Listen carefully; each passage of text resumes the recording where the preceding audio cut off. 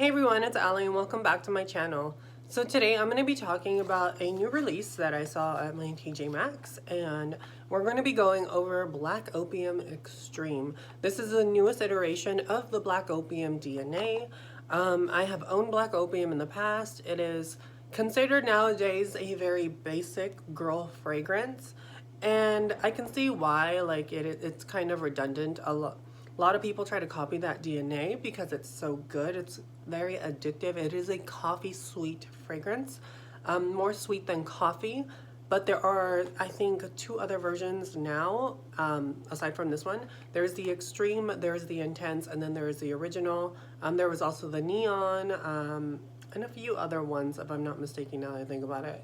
There's been a lot of them. The only ones that have ever intrigued me have been the original, the Intense, and the Extreme. I own the Intense and I just bought the Extreme, and that's what we're going to be talking about today.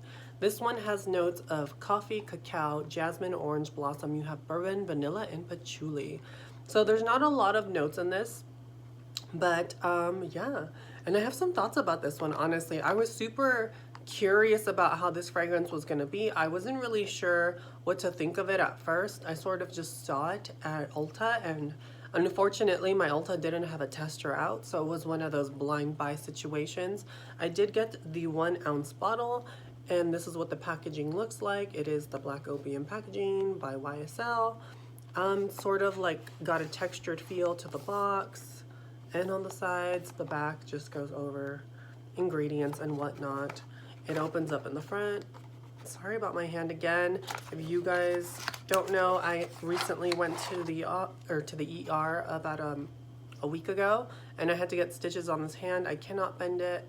I've got stitches in between here, so I can't extend this far apart without it like trying to split back open, and then stitches up on my fingers. I had a saw blade incident and ended up wrecking my hand. The skin in my middle finger pulled all the way back, and it was like showing the bone, and it was just sort of a mess. And then the doctor super glued a lot of pieces back together. It was the weirdest thing. I was there and I was so pumped up on adrenaline that like I didn't feel the pain. And then I got there and they were like, okay, let's clean this thing out. And I was just like, kill me now. And then they had to do what they had to do, and they ended up numbing my hand and then forgot about me and came back to like sew everything up. And by the time they got back, the numbing stuff had like worn off.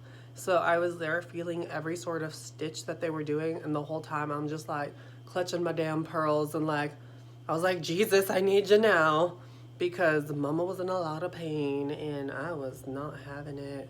It was a bad Friday. It was the last time I ever tried to do anything handy. You know, I grew up with Bob the Builder telling me that I could build it, and you know what? He's a freaking liar, because no, I can't. No, I can't, Bob. This is your fault. I blame my childhood. Bob the Builder, this was all you. Sorry, rant over. But anyway, we're going to be talking about the bottle. So the bottle is pretty much your basic Black Opium bottle. It is textured. It says Black Opium on the front. It doesn't say Extreme or anything that I can see on the bottle, which is weird. You'd think they would put Extreme on it, but that's what it looks like. It is darker right here in the middle. Maybe that's how you can tell that it's the Extreme. Who knows? I know in the Intense, it was like a bluish color, and it's, I think, more clear on the original. But that is what the 1 ounce bottle looks like. Now, the smell. So when I smell this, I immediately thought of a fragrance.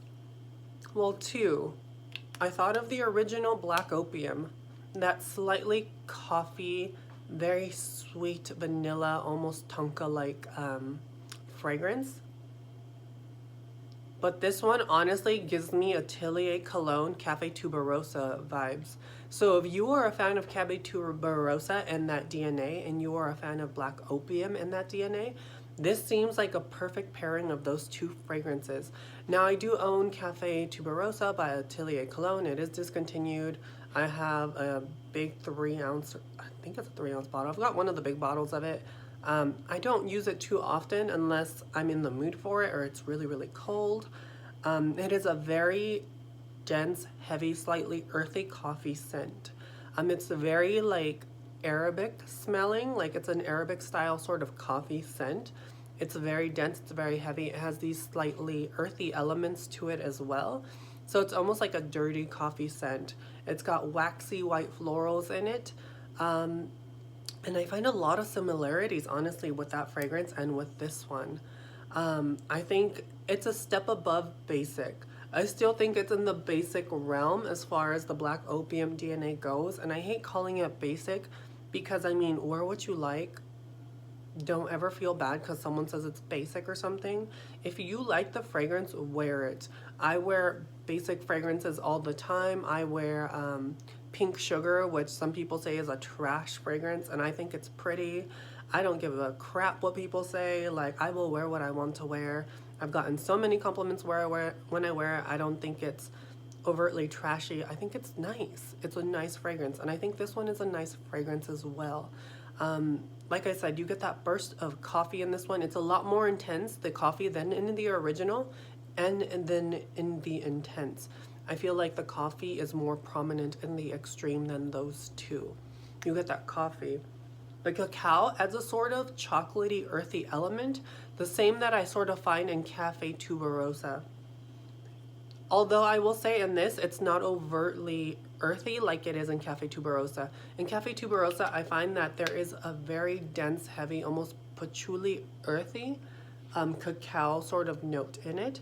It's not as prominent in this, but it is still there, but it's dumbed down so much that it's not overtly earthy in any way.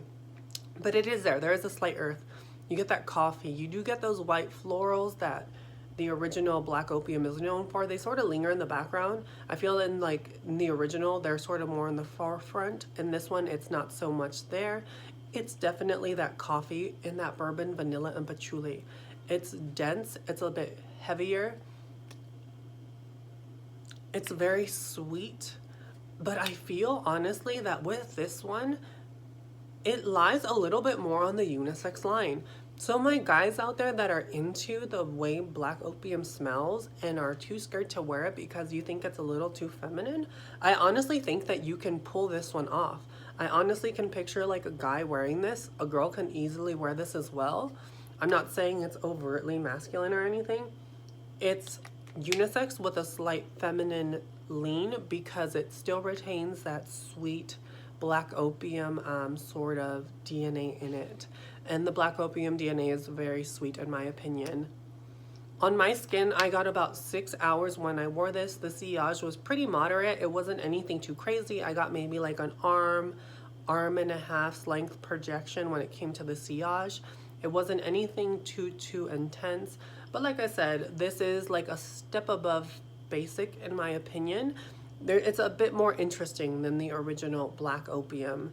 I do like that this one has a little bit more character because of the slightly dirty, earthy cacao opening that reminds me of Cafe Tuberosa.